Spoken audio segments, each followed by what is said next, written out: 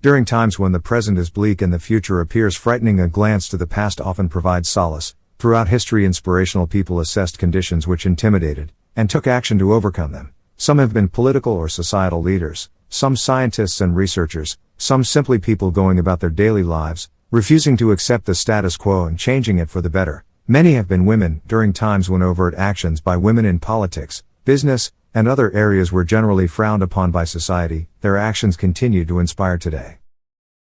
Here is a list of women who inspired their generations, changing society forever and improving it for the generations which followed. No such list could be all-inclusive. Scores, perhaps hundreds, perhaps thousands could be included. This list does not pretend to list them in any order of significance, and omission is not an indication that someone is not worthy of inclusion. With that caveat, here is a list of women which inspired generations and changed the world for the better. Number 15. Eleanor Roosevelt. Eleanor Roosevelt's influence on the United States didn't end with the death of her husband Franklin Roosevelt. In fact, had it not been for Eleanor, Franklin Roosevelt likely would not have been president. It was she who persuaded him to resume his political career after polio stripped him of the use of his legs, and confined him to a wheelchair in 1921. She actively campaigned for her husband, delivering speeches in his stead and representing him at public and party events. During his terms in the White House, she was an outspoken advocate for improved civil rights for Black Americans, argued against segregation in the military in the American South, and used her weekly newspaper column to air her views, frequently to the chagrin of the president and his administration. After Franklin Roosevelt's death, Eleanor remained active in political life, arguing for the United States to join the United Nations against conservative resistance, and becoming the nation's first delegate to the General Assembly. She chaired the United Nations Commission on Human Rights. She held positions under the Truman and Kennedy administrations, both focused on human rights and women's rights. Often accused of holding anti-Semitic views, she was a vocal supporter of the State of Israel, and argued for its recognition by the United States. When she died in November 1962, the New York Times noted in its obituary she was the object of almost universal respect. In 1999, a Gallup poll of the most admired people of the 20th century listed her 9th overall, 3 ranks below her husband. Number 14. Bessie Coleman. Bessie Coleman was born to a family of Texas sharecroppers in 1892. Working in the cotton fields and attending segregated schools marked her childhood. She was of mixed race, her father descended from a family of Cherokee, her mother African American. Her father abandoned the family while she was in her early teens. At 24, she moved to Chicago, having completed 1 semester of college in Langston, Oklahoma. While working as a manicurist, she heard stories of flying from pilots bragging of their exploits during World War I. Bitten by the flying bug, she decided to take lessons and become a pilot, but no school in the United States would admit blacks at the time, let alone women. She worked 2 jobs in Chicago, saved as much money as she could learn to speak French in night school, and in 1920 moved to France. There she took flying lessons and in 1921 became the first African American, as well as the first person of Native American descent to be awarded a pilot's license. Returning to America, she found her ethnicity barred her from employment as a pilot carrying the United States mail, and she undertook a career as a stunt flyer barnstorming air shows across the country. She became nationally known for her daring aerial exhibitions, and for her refusal to participate in air shows which barred Black Americans from attending. She was killed in an aviation accident in 1926. More than 10,000 attended her funeral in Chicago. Number 13. Helen Keller. Contrary to popular belief, Helen Keller was not born deaf and blind. A childhood illness of unknown origin took her sight and hearing at the age of 19 months. As a child, she learned to communicate with her immediate household using signs, and distinguish when someone entered a room from the vibration of their footsteps. Through the intercession of Alexander Graham Bell, Keller met Anne Sullivan, herself visually impaired, who taught Helen of the existence and meaning of words. Keller attended the Perkins Institute for the Blind beginning in 1888, schools in New York for the blind and deaf, and eventually entered Radcliffe College in Cambridge, Massachusetts. She graduated in 1904, at the age of 24, the first deaf and blind person in the United States to obtain a bachelor's degree. Helen became a world-famous lecturer, author and advocate for the disabled. She took controversial political positions, supporting women's suffrage, pacifist movements before and during both World Wars, socialism in the United States and birth control. She was also an active supporter of the study and practice of eugenics. Most of her political views were excised in biographies, articles about her published after she died, concentrating instead on her courage in overcoming her disabilities. Unable to see or hear, she published 12 books in her lifetime. and her life continues to inspire people to overcome physical and mental disabilities in the 21st century. Number 12. Shirley Temple Black. Shirley Temple achieved the status of America's darling at the age of 5 when she appeared in Bright Eyes, a film written to showcase her talents. Between the ages of 3 and 10 she appeared in 29 films, her image marketed in dolls, clothes, posters, children's literature and cartoons. By early adolescence her box office draw faded. In 1950, at the age of 22 she retired from motion pictures. Later in the decade she returned to the public eye via the medium of television. Though plans for her own sitcom never came to fruition, she did star in an hour-long anthology series in the late 1950s, but the show suffered from poor ratings throughout its run and ended in 1960. She had a successful business career, sitting on several corporate boards, and her influence led her into a diplomatic career in the 1960s. President Nixon appointed her as a delegate to the United Nations, and she later served as ambassador to Ghana and still later Czechoslovakia. After being diagnosed with breast cancer, then a subject considered taboo in public discussion, she underwent a radical mastectomy. Following the surgery she became one of the first people to openly discuss breast cancer awareness in the United States, publicly disclosing her treatment and encouraging women to examine themselves. She continued to speak about breast cancer for the rest of her life, reducing the stigma long associated with the disease, saving women's lives. A lifelong smoker, she died of chronic obstructive pulmonary disease in 2014 at the age of 85. Number 11. Rosie the Riveter. The iconic image of Rosie the Riveter didn't represent a single woman, she represented all American women on the home front during the Second World War. During World War II American industry needed workers at all levels, performing tasks which had for all preceding history been the purview of men. Men were in short supply with so many in uniform. American women rose to the challenge, creating the so-called arsenal of democracy which supplied American, as well as British, Canadian, Russian, Australian, French, Polish, and other allied forces with the means of making war. It was an effort which still does not receive the level of acknowledgement it deserves. At no other time in American history did manufacturing production exceed the levels accomplished largely by American women during World War II. Make no mistake, men were on the assembly lines alongside them, as well as in the shipyards working the rails, running the oil rigs and cutting the timber. Rosie the Riveter inspired women and men to do their part, helping to equip the soldiers, sailors, and airmen with what they needed as well as encouraging the home front to endure the privations of rationing. Rosie included the women in the factories, the housewives tending Victory Gardens, the shoppers carefully watching their ration cards, the secretaries and typists keeping the bureaucracies and businesses running smoothly throughout the war. Nearly 8 decades after she first appeared, Rosie the Riveter continues to inspire men and women to do all they can to get the job done. Number 10. Maria Montessori. Throughout her life Maria Montessori encountered barriers based on gender and tore them down. A physician by training, she pioneered working with children whom in a later day were identified as juvenile delinquents. Montessori developed training and teaching techniques for children challenged with disabilities that were later adapted for all. She focused on creating a classroom environment designed for children, rather than forcing them to enter a room designed to accommodate adults. Desks, chairs, tables, and study materials became child-sized, for their convenience and comfort, rather than making children adapt at an early age to an adult world. Meals and other activities were similarly tailored to the age of the participants, rather than the opposite. By 1910, Montessori's methods, which were introduced in Italy, drew attention from educators across the world. McClure's magazine, a popular periodical in the United States, made her views known nationally in America, and the first Montessori school opened in America in Tarrytown, New York. In 1911, Alexander Graham Bell became a proponent of her methods. The Montessori method became a basis of child education in the United States, stressing the use of creative and practical play as the basis for the development of initiative and innate abilities. Exploration, repetition, and communication serve to educate as much as lecture and rote memorization. The Montessori method is pursued in thousands of classrooms in schools across the globe, in which children learn by experience and teaching themselves, guided rather than instructed. Number 9. Gwendolyn Brooks.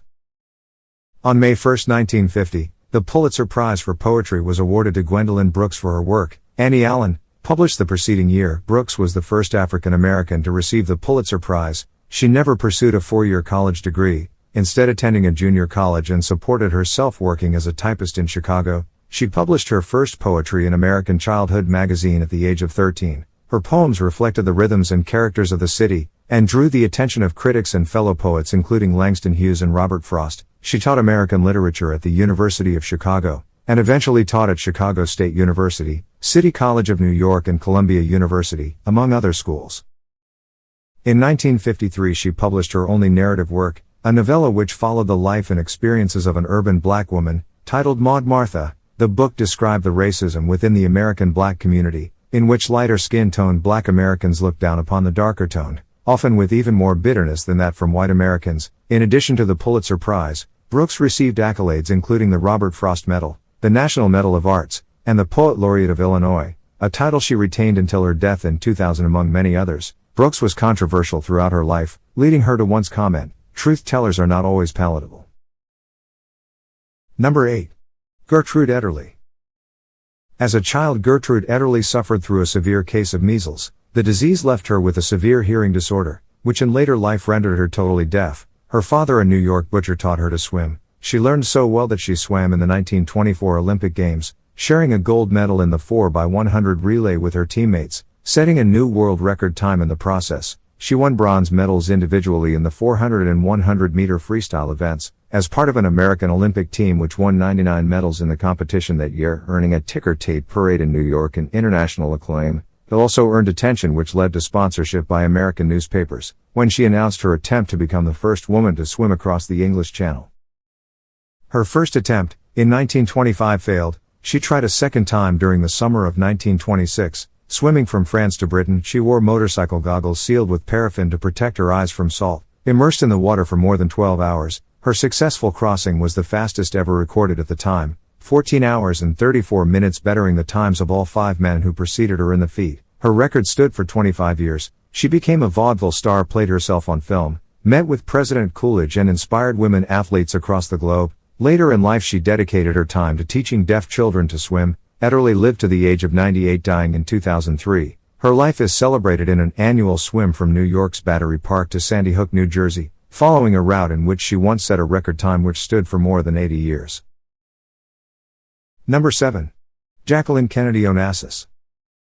During her brief stay in the White House as America's First Lady, Jackie Kennedy left an enduring impression. She commissioned and approved the paint scheme for Air Force One, an iconic image of the power of the presidency around the world. Her renovation of the White House, followed by a guided tour of the executive mansion televised to the nation, demonstrated her sense of style and taste. Millions of American women emulated or attempted to emulate her style of dress, her hats, and her graciousness. Her influence extended to a generation of young American women and girls. Around the world she was known by the name Jackie. Even Pope John XXIII so addressed her when he received her in Rome, accompanied with a papal hug.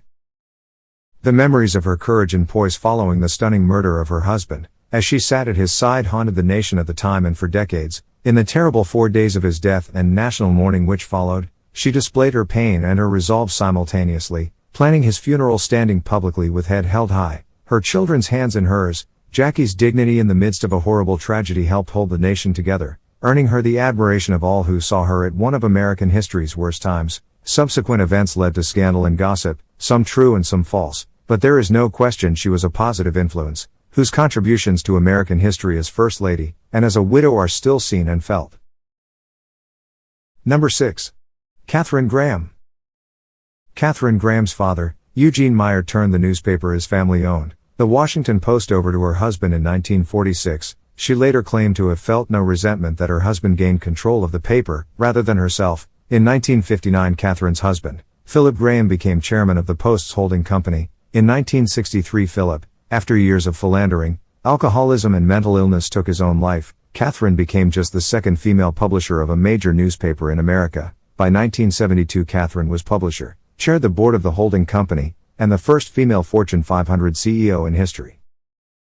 As publisher of the Post, Katharine made the decision to publish the report of the Office of the Secretary of Defense Vietnam Task Force, known popularly as the Pentagon Papers. The decision led to legal action against the Post and the New York Times, in which the newspapers prevailed under the First Amendment. Just a few months later, Graham again refused to give in to pressure from the White House and the Attorney General, and continued its investigation and reporting of the role of the Nixon administration in the collection of scandals known collectively as Watergate. Graham's robust defense of her reporters and editors, and refusal to be intimidated by the threats of the U.S. government, left behind a legacy of the right of the people to know the truth about the activities of their government and elected officials. Number 5. Elizabeth Fry. Prisoners in early 19th century Britain endured a miserable existence, unless they had sufficient funds to purchase comfortable quarters and food. Most did not. Women in prison frequently took their children into their cells, with nobody else to look after them. Many prisoners were held awaiting trial in the same sections of the prison as those convicted and sentenced. Cells were filthy, food was scarce. What little food there was the prisoners prepared themselves. Prisoners sentenced to transport to the prison colonies were subjected to assaults from British citizens as they moved from the prisons to the wharves for embarkation. The government had little interest in improving conditions for prisoners.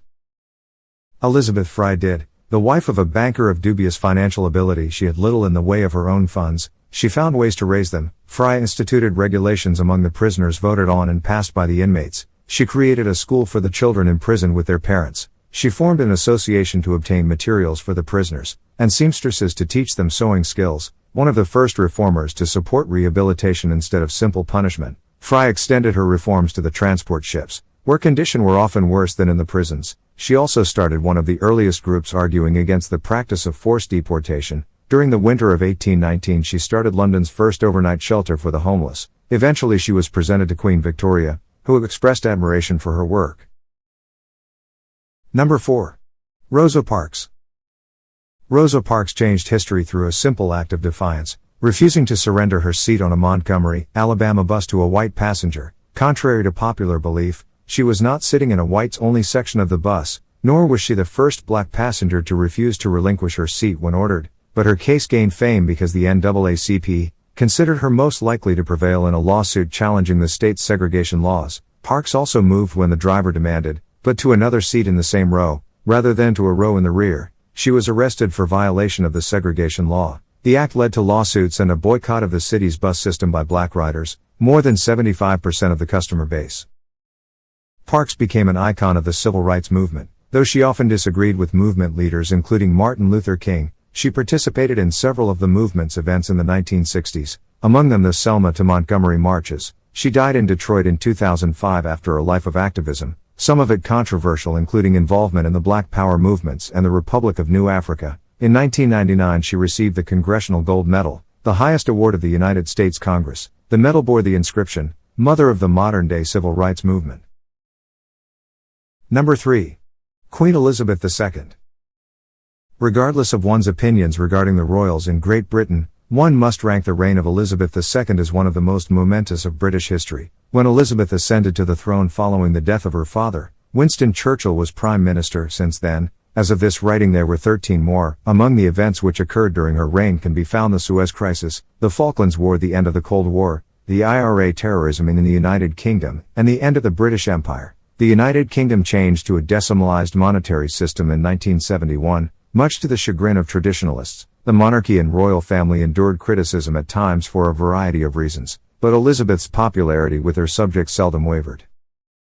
In 2014, a poll conducted by YouGov listed Elizabeth as the most admired person in the United Kingdom, and the 17th most admired in the world. Perhaps one reason is her avoidance of controversy. During all her long reign, she never granted a formal interview or publicly aired her political views. She has been portrayed on television and films by scores of actresses, about all of which she meticulously maintained a discreet silence. She has also been portrayed by male actors, including on Saturday Night Live and the Canadian sketch program, The Kids in the Hall. Queen Elizabeth appears in mystery novels, children's books, plays, and documentaries, which for the most part express the esteem in which she is held by her subjects.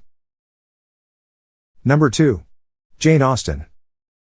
Jane Austen was born in England in 1775, during the political turmoil caused by the rebellious American colonies. From the age of 11 she loved to write poems and prose and small stage plays and skits, all for the entertainment of family and friends. During her lifetime she produced 6 major novels. Though published anonymously, her work did not bring her fame during her lifetime, and little in the way of financial remuneration. Among the works she produced in the early 19th century are Pride and Prejudice, Sense and Sensibility, Mansfield Park, Emma, and Northanger Abbey. During her lifetime British law prohibited women from signing legal contracts. British society looked down on women who wrote for publication, considering them as violating their proper role as a wife and mother. More than a decade after her death in 1817, Austen's major works appeared in sets, formerly published as written by a lady. Her name appeared on her works beginning in 1833. They have never been out of print since that year. Since then they have been the subjects of academic studies and interpretation and adapted into films. television miniseries, plays, and radio programs. The BBC created several adaptations of her work, popular in the United Kingdom and the United States. In 2017, Jane Austen's image replaced that of Charles Darwin on the UK's £10 note. Her collective works gain a new set of fans and followers with each succeeding generation, as they have for over a century. Number 1. Florence Nightingale. Florence Nightingale, an icon of the Victorian era as the Lady with a Lamp of the Crimean War, founded the profession of nursing as it is known today. Before her activities treating the wounded during the war, nursing was not considered a profession at all, with society regarding women as nurses as degrading. Nightingale elevated nursing to a respected profession. She established the first secular nursing school in the world, established standards and ethics for nurses, and was one of the first medical professionals to insist on caregivers washing their hands frequently and thoroughly. In recent years, some biographers and essayists downplayed her contributions to the profession, and claimed her efforts were exaggerated by the media of the time. They ignored the contributions she made in the areas of proper nutrition, personal hygiene and sanitary conditions as they impacted illness and recovery. In her seminal work on nursing, Notes on Nursing, Nightingale wrote, "Everyday sanitary knowledge, or the knowledge of nursing, or in other words, of how to put the constitution in such a state as that it will have no disease, or that it can recover from disease, takes a higher place." Following the Crimean War, Nightingale led the movement to place qualified, trained nurses in the workhouses and orphanages in Victorian England. Nightingale's reputation and written work inspired American nurses during the Civil War, and removed the disparaging public opinion of nurses for all time.